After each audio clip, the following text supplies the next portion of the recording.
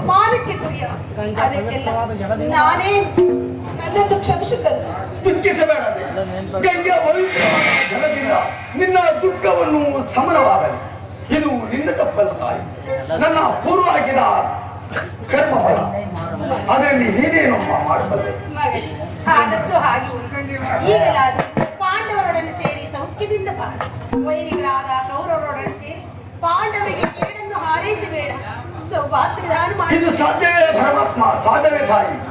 ಆ ಸೌರಭವನು ನನ್ನನ್ನೇ ರಾಜತಮ್ಮೆನು ಯುದ್ಧವನ್ನು ಏರ್ಪಡಿಸಿಕೊಂಡಿರುವ ಈ ಸಂದರ್ಭದಲ್ಲಿ ಹತ್ತನನ್ನು ತೊರೆಯುವುದು ಧರ್ಮವೇ ತಾಯಿ. ಹಿಂದೆ ನಮ್ಮ ತಂದೆ ತಾತಂದಿರು ನರಕಕ್ಕೆ ಬೀಳದೆ ಮುಂದೆ ಹುಟ್ಟುವ ಮಕ್ಕಳು ಮೊಮ್ಮಕ್ಕಳು ಅಪಕೀರ್ತಿಗೆ ಗುರಿ ಆಗುವುದು ನಿಜ ಹೇಳ್ತಾರೆ. ನೀನು ವೀರ ಮಾತೆ, ನಾನು ಸ್ವಾಮಿಗೆ ದ್ರೋಹವನ್ನು ಮಾಡಲಾರೆ. ಹಾಗೆಲ್ಲ ಕಲ್ಲ. ಪಾಂಡವರು ನಿನ್ನ ಬೆನ್ನಿಂದ ಬಿದ್ದ ಸಹೋದರರು, ಅವರ ಕ್ಷೇಮವೇ ನಿನ್ನ ಕ್ಷೇಮವಲ್ಲ. ನೀವಾರು ಜನರು ಸೇರಿ ರಾಜ್ಯಭಾರ ಮಾಡುವುದನ್ನು ನಾನು ನೋಡಿ ಸಂತೋಷ ಪಡಬೇಡವೇ? ಯೋಚಿಸಿ ನೋಡು ಕುಮಾರ. ಅಮ್ಮ, ನನಗೆ ರಾಜ್ಯಭಾರ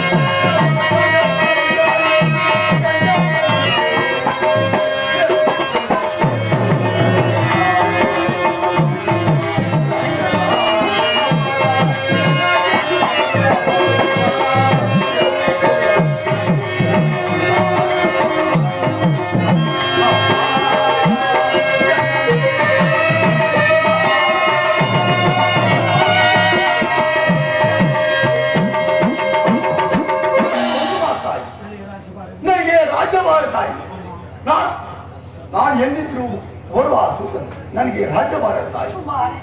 ಹಾಗೆನ್ನದಿರು. ಪಾಂಡವರೇ ನಿನ್ನ ಸಹೋದರರು, ನಾನೇ ನಿನ್ನ ಹೆತ್ತ ಎಂದು ಹೇಳಿದರು ಸಹ ಅವರನ್ನು ಬಿಡದಿರಲು ಕಾರಣವೇ? ಆದದ್ದು ಹಾಗೆ ಹೋಯಿತು. ನನ್ನ ಮಾತನ್ನು ಕೇಳು.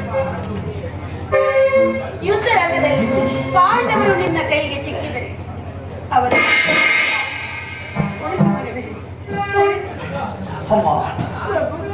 ಆಯ್ತು, ಹಾಗುವ ಜನನಿ ಆಗಬಹುದು. ಯಾರನ್ನಾದ್ರೂ ಉಳಿಸರು ನನ್ನ ಪರವಾಗಿ ಅರ್ಜುನ್ ಮಾತ್ರ ಅವನೊಡನೆ ಯುದ್ಧ ಮಾಡುವುದು ನೋಡಿ ನನ್ನ ಸ್ವಾಮಿ ಸಂತೋಷ ಪಡೆ. ಜನ್ಮವು ಸಾರ್ಥಕವ ಜನನಿ, ಸಾರ್ಥಕವಾಗುವುದು.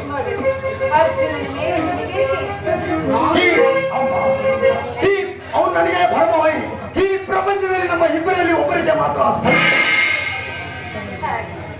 ಮತ್ತೊಂದು ಮಾತನ್ನು ಕೇಳಿದ್ರು ನಡೆಸಿಕೊಡಿಗಳ ಹೇಳ್ತಾರೆ. ಸತ್ಯವಾಗಿಯೂ ನಡೆಸಿಕೊಡಿವೆ. ಅಮ್ಮ, ಈ ಕೆಲಸವನ್ನು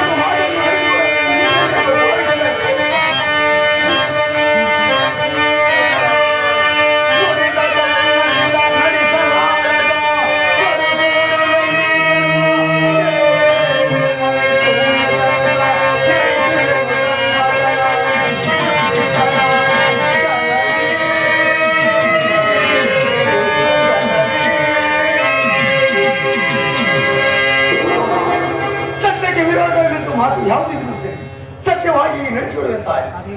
ಅದೇನು ತಿಳಿಸ್ತಾರೆ. ಆದರೆ ಕುಮಾರ, ಒಂದು ಸಾರಿ ದೊಡ್ಡ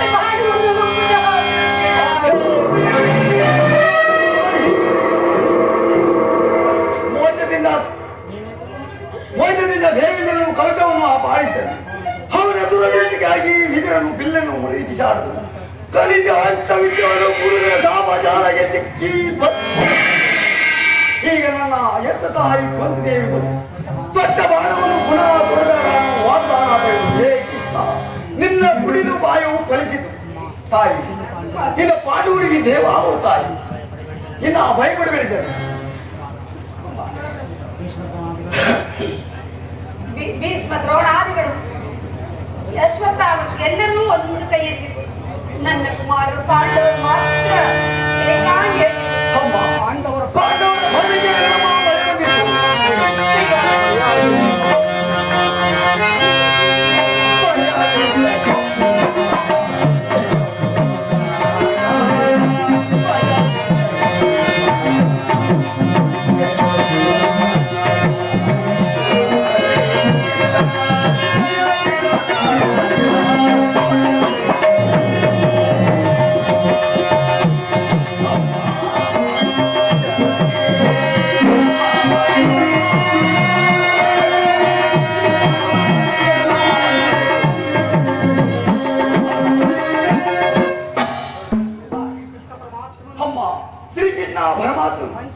ಪಂಚ ಪಾಂಡವರ ಬಾಣವನ್ನೇ ತನ್ನ ಪ್ರಾಣವಂತೆ ನಂಬಿರುವ ಇನ್ನ ಪಾಂಡವರ ಬಾಣಕ್ಕೆ ಎಲ್ಲಮ್ಮ ಭಯ ಬಂದಿತ್ತು.